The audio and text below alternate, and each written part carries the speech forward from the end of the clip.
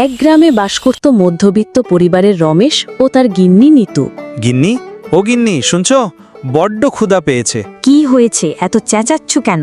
তোমাকে যে টাকা আনতে বলেছিলাম এনেছো? না গো গিন্নি, আজকে ডিম বেচে বেশি একটা লাভ হয়নি। আমাকে 4টে ভাত দাও, খেয়ে আবার বাজারে যাব। আজকে আর ভাত খাওয়া লাগবে না, টাকা নেই তো ভাতও নেই, বুঝলে? কি বলছো গিন্নি? টাকা দিতে পারছি না বলে আমার কপালে 4টি ভাত জুটবে না? ঠিক শুনেছ, টাকা দিয়ে আমার প্রয়োজন মিটাতে না পারলে ভাত পাবে না। তারপর রমেশ গিন্নির কথায় মন খারাপ করে বাসা থেকে বের হয়ে যায়। রমেশ একটি গাছের নিচে বসে চিন্তা করতে থাকে সে এমন কি করবে যাতে তার গিন্নি খুশি হয়ে যাবে। তারপর রমেশ বাজারে গেল। বাজারে যেয়ে তার চোখ পড়ল একটি মুরগির দোকানে। ও মুরগিওয়ালা ভাই, মুরগি কত করে দিলে? বেশি না ভাই, একখান মুরগি আছে, তোমারে কমে দিয়ে দিমু, নিয়ে যাও।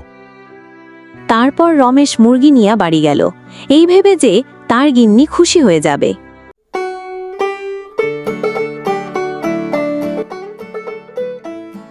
গিন্নি, ও গিন্নি, দেখো তোমার জন্যে আমি বাজার থেকে মুরগি নিয়ে এসেছি। এই মুরগি দিয়ে আমি কি করব শুনি? তোমাকে দিয়ে কোনো কাজে হবে না। আমি এখন বসে বসে এই মুরগি পালবো? এই মুরগি যে ডিম পারবে সেটা আমি বাজারে বিক্রি করতে পারবো আর তোমার প্রয়োজন মেটাতে পারবো। পরের দিন সকালে নিতু বাহিরে এসে দেখে তার মুরগি ডিম পেড়েছে। তা দেখে নিতুর চোখ কপালে উঠে যায়, কারণ ই তো সাধারণ ডিম নয়, স্বর্ণের ডিম। ওগো, শুনছো?